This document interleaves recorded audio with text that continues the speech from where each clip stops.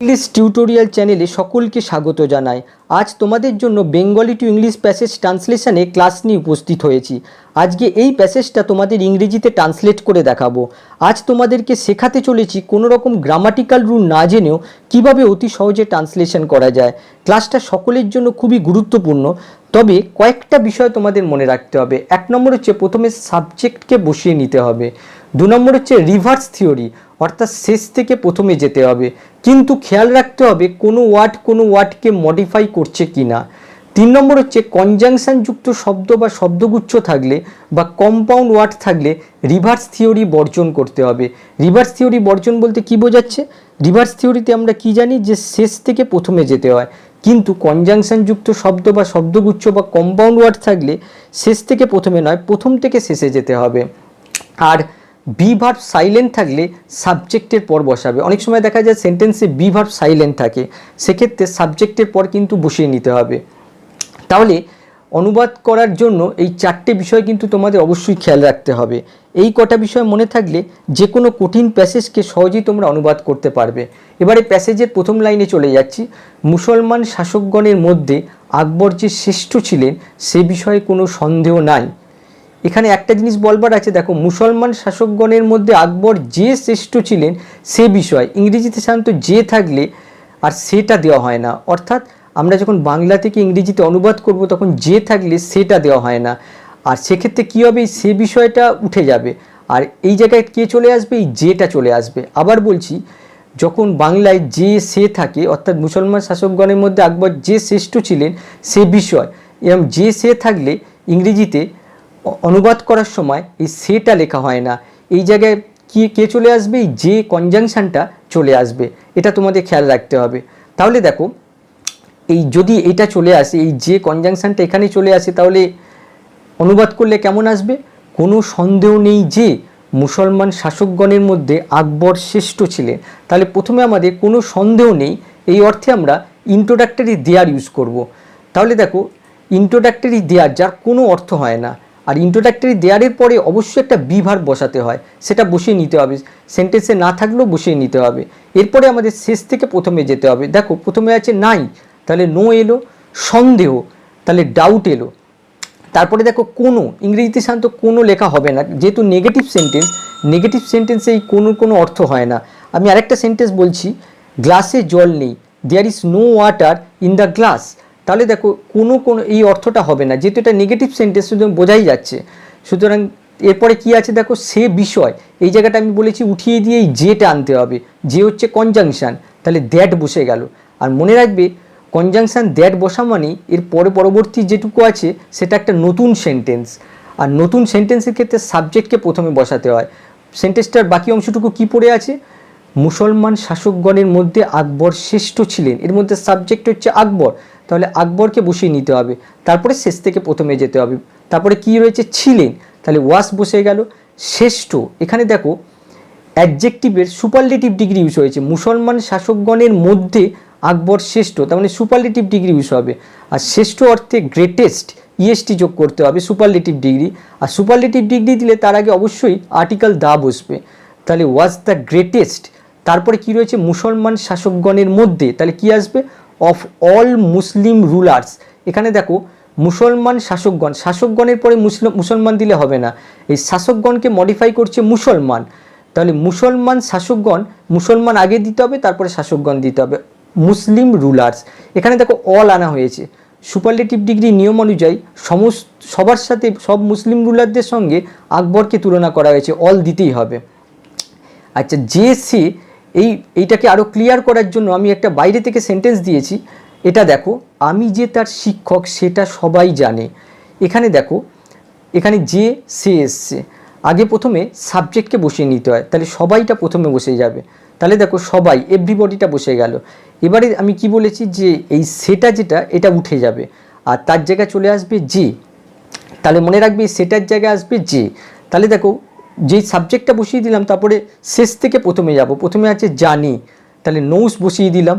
তারপরে দেখো এই সেটার জায়গায় আসবে যে, তাহলে দ্যাট বসিয়ে দিলাম। আর দ্যাটের পর আমরা জানি যে নতুন সেন্টেন্স শুরু হয়, কি রয়েছে, আমি তার শিক্ষক। আর সেন্টেন্সটার ভার্ব কি আসবে, আমি হই তার শিক্ষক। এখানে বি ভার্ব সাইলেন্ট আছে, তাহলে কি আসবে আই অ্যাম হিজ টিচার। এবারে পরের সেন্টেন্সটা দেখো, তিনি ধর্ম বিষয়ে অত্যন্ত উদার ছিলেন, তাই বলতেন ভারতবর্ষ একা হিন্দুর নয় বা মুসলমানের নয়, ভারতবর্ষ উভয়। আমাদের ভেঙে ভেঙে পড়তে হবে, প্রথমে লিখতে হবে তিনি ধর্ম বিষয়ে অত্যন্ত উদার ছিলেন, এইটুকুনিকে অনুবাদ করতে হবে। তাহলে প্রথমেই আমাদের সাবজেক্টকে বসিয়ে নিতে হবে তিনি, তাহলে প্রথমেই সাবজেক্টটা বসে গেল, দেখো হি। তারপরে আমাদের শেষ থেকে প্রথমে যেতে হবে, তারপরে কি রয়েছে ছিলেন, ওয়াস বসে গেল। তারপরে দেখো উদার অত্যন্ত, আমরা কিন্তু আগে উদার তারপরে অত্যন্ত লিখব না, কেমন উদার, অত্যন্ত উদার, উদারকে দেখো মডিফাই করেছে। শেষ থেকে প্রথমে যাওয়ার সময় অবশ্যই দেখতে হবে যে কোনো ওয়ার্ডকে মডিফাই করছে কিনা। এখানে দেখো উদারকে মডিফাই করেছে অত্যন্ত, তাহলে কি লিখতে হবে অত্যন্ত উদার। ভেরি লিবারেল, উদার মানে হচ্ছে লিবারেল। তারপরে কি রয়েছে বিষয়, অ্যাবাউট, আমরা জানি কোনো বিষয় বোঝাতে প্রিপোজিশন অ্যাবাউট ইউজ করা হয়। তারপরে হচ্ছে ধর্ম, রিলিজিয়ান, তাহলে দেখো আর তিনিটা তো প্রথমেই বসে গেছে, তাহলে এইটুকুনি অংশ অনুবাদ হয়ে গেল। তাই বলতেন, এইটুকুনি অংশের মধ্যে প্রথমে দেখো তাই সে বলতেন বা তিনি বলতেন, বলতেন হচ্ছে ভার্ব, আর ভার্ব একা বুঝতে পারে না, তার সাথে একটা সাবজেক্ট দরকার হয়, তাই আমরা ইউজ করবো এখানে তাই তিনি বলতেন, তাই ইংরেজিতে সো। আর সাবজেক্টকে যদি বসিয়ে নেওয়া হয় তাহলে তো একটাই ওয়ার্ড থাকলো বলতেন, সেটা বসে যাবে। তাহলে বলতেন, এখানে দেখো বলতেন, বলতো, বলতেন এই অর্থে আমরা ইউজ টু ব্যবহার করি, মনে রাখবে কোনো কিছু আগে বলতো এখন বলে না, এই অর্থে আমরা এই তটা থাকবে, তাহলে সেক্ষেত্রে আমরা ইউজ টু ইউজ করি। তাহলে হি ইউজ টু সে বলতো, আচ্ছা কি বলতো। এবারে দেখো বাকি অংশটা, ভারতবর্ষ একা হিন্দুর নয় বা মুসলমানের নয়, তাহলে দেখো প্রথমে আমাদের এই অংশটুকু আগে অনুবাদ করব। এর মধ্যে প্রথমেই সাবজেক্টটাকে বসিয়ে নিতে হবে, ভারতবর্ষ, ইন্ডিয়া। আর এখানে দেখো বি ভার্বটা সাইলেন্ট রয়েছে, ভারতবর্ষ হয় একা হিন্দুর নয় বা মুসলমানের নয়, বি ভার্ব কিন্তু এখানে সাইলেন্ট রয়েছে, তাই জন্য আমাদের বি ভার্বটা সাবজেক্টের পরেই বসিয়ে নিতে হবে। যদি বি ভার্ব সেন্টেন্সে সাইলেন্ট থাকে তাহলে সেটাকে খুঁজে নিয়ে আমাদের সাবজেক্টের পরেই বসাতে হবে। ইন্ডিয়া ওয়াস, যেহেতু এটা পাস্টের ঘটনা তার জন্য ওয়াস ইউজ করা হলো। তারপরে দেখো নয়, একা হিন্দুর নয় বা একা মুসলমানের নয়, এখানে নয় কিন্তু নয় রয়েছে, তাহলে আমাদের নটটা লিখে নিতে হবে। তারপরে কি রয়েছে একা হিন্দুর বা মুসলমানের, এখানে লক্ষ্য করো আমরা যদি শেষ থেকে প্রথমে যাই দেখো মাঝখানে কনজাংশন রয়েছে, আর কনজাংশন যুক্ত ওয়ার্ড হলে কিন্তু শেষ থেকে আর প্রথমে যাওয়া যাবে না, অর্থাৎ রিভার্স থিওরি কিন্তু তখন অ্যাপ্লাই হবে না। এখানে দেখো ভালো করে লক্ষ্য করো, একা হিন্দু বা মুসলমানের নয়, একা কিন্তু এই হিন্দু আর মুসলমান এই দুটোকেই মডিফাই করেছে, একা হিন্দুরও নয় একা মুসলমানের নয়, তার মানে একা কিন্তু দুজনকেই মডিফাই করেছে। আর যেহেতু নয় দুটো আছে, কনজাংশন দিয়ে জোড়া আছে, তাই একটা কমনই ওয়ার্ড লিখব নট। তারপরে দেখো একা হিন্দুর ক্ষেত্রে হবে, মুসলমানের ক্ষেত্রে হবে, কনজাংশন দিয়ে জোড়া, সুতরাং একটা ইউজ করব জাস্ট। তারপরে কি আসবে হিন্দু বা মুসলমান, এখানে কিন্তু মুসলমান বা হিন্দু লিখলে হবে না, যেহেতু হিন্দু আর কনজাংশন আছে আর মুসলমান আছে, তার জন্য আমরা প্রথম থেকে শেষে যাব। এখানে কিন্তু অর্থটা দাঁড়াচ্ছে হিন্দুদের জন্য নয় বা মুসলমানের জন্য নয়, ভালো করে অর্থটা পড়লে বোঝা যাচ্ছে ভারতবর্ষ একা হিন্দুদের জন্য নয় বা মুসলমানের জন্য নয়, তাহলে জন্য অর্থে আমাদের ফর ইউজ করতে হবে। তারপরে আসবে হিন্দু, হিন্দুস, বা মুসলমান, মুসলিমস অর মুসলিমস। তারপরে দেখো কিন্তু, এখানে কিন্তুটা দেওয়া হয়নি, বাট তারপরে দেখো ভারতবর্ষ উভয়ের, এটাকে যদি ভালোভাবে করা হয় ভারতবর্ষ হয়, এখানে হয় কিন্তু সাইলেন্ট আছে, উভয়ের জন্য এরকম হবে। তাহলে দেখো প্রথমেই সাবজেক্টটা বসে গেল ইন্ডিয়া, তারপরে কি আসবে যেহেতু হয়টা সাইলেন্ট আছে বসিয়ে নিতে হবে ইন্ডিয়া ওয়াস, তারপরে কি রয়েছে উভয়ের জন্য, তাহলে প্রথমে জন্যটা বসাতে হবে ফর, তারপরে আসবে উভয়ের বোথ।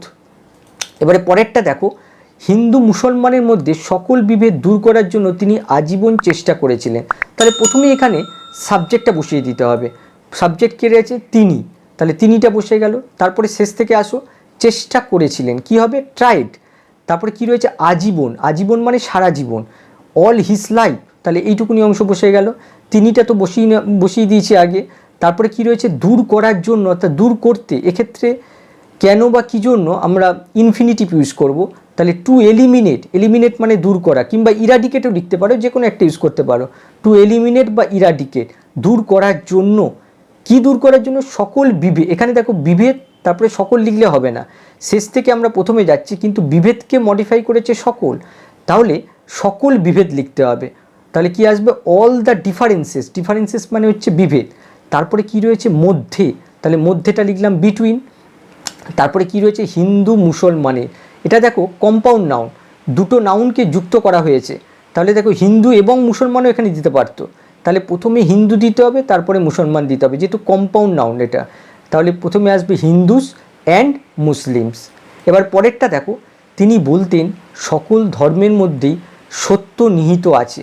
তাহলে প্রথমে এইটুকুনি অংশ করতে হবে, তিনি বলতেন, প্রথমে সাবজেক্টটা বসাবো আর একটাই ওয়ার্ড থাকলো, তাহলে তিনি বলতেন, হি ইউজ টু সে, ত এবং ত থাকলে অবশ্যই ইউজ টু ইউজ করবে। তিনি বলতেন, সে বলতো, আমি বলতাম, এক্ষেত্রে ইউজ টু ইউজ করা হয়, হি ইউজ টু সে।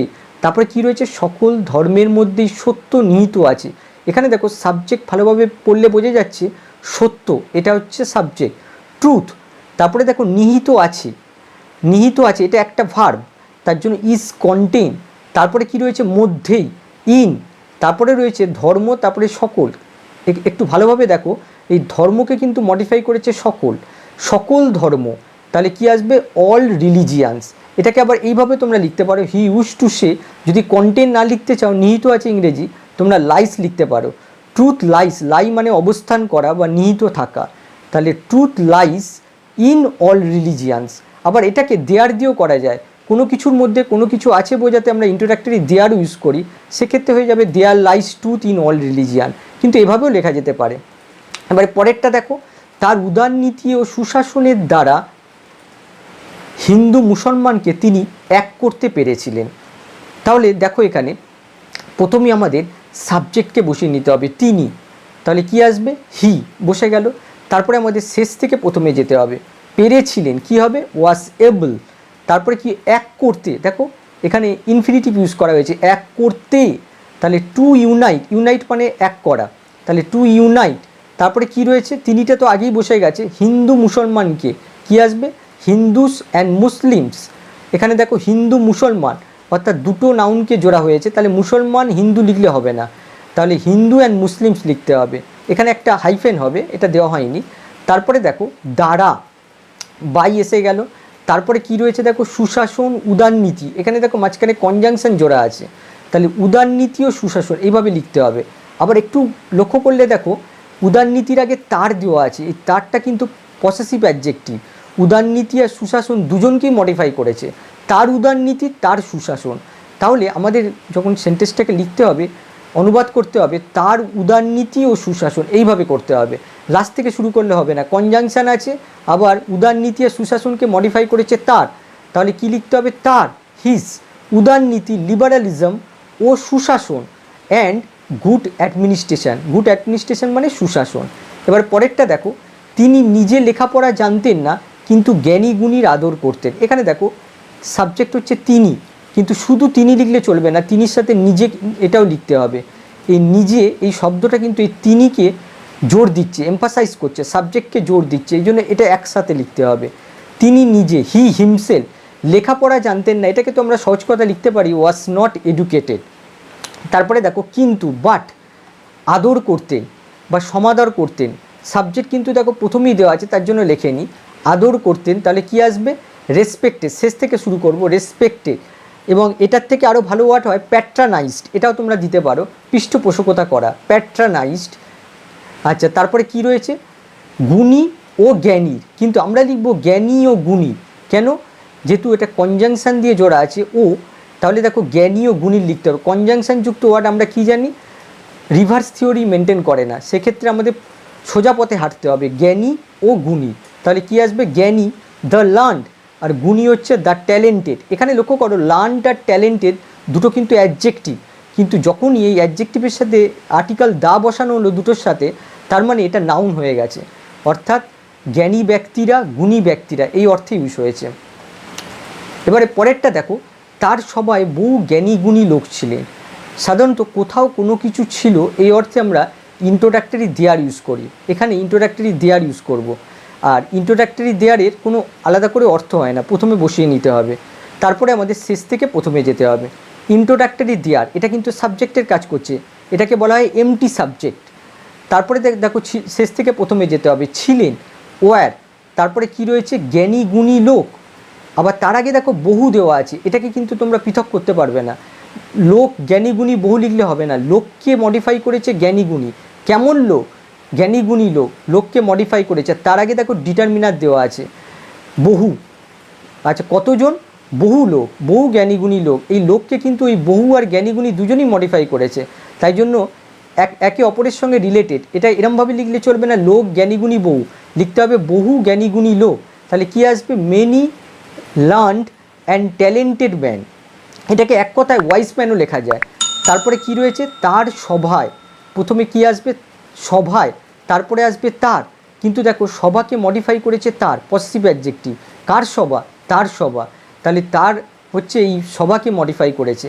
তাহলে প্রথমে আসছে সভায়, আর সভায় দেখো উন্তুস্ত দেওয়া আছে, অর্থাৎ নাউনের সাথে উন্তুস্ত দেওয়া থাকলে মনে রাখবে উন্তুস্তটা সাধারণত প্রিপোজিশন ইনে ইউজ করা হয়, অর্থাৎ এই বিভক্তিটা প্রিপোজিশন ইন অর্থে ইউজ হয়। তাহলে ইন বসাতে হবে, ইন, তারপরে আসবে তার সভা। তাহলে কি আসবে? His court. তাহলে আজকে এই পর্যন্তই। ক্লাসটা ভালো লাগলে অবশ্যই ভিডিওটা তোমাদের বন্ধুদের কাছে শেয়ার করো, আর চ্যানেলটাকে অবশ্যই সাবস্ক্রাইব করো, যাতে ভিডিও আপলোড করা মাত্রই নোটিফিকেশান পেয়ে যাও। আজকের ক্লাসের বিষয়ে কোনো রকম প্রশ্ন থাকলে কমেন্ট বক্সে জানাতে পারো।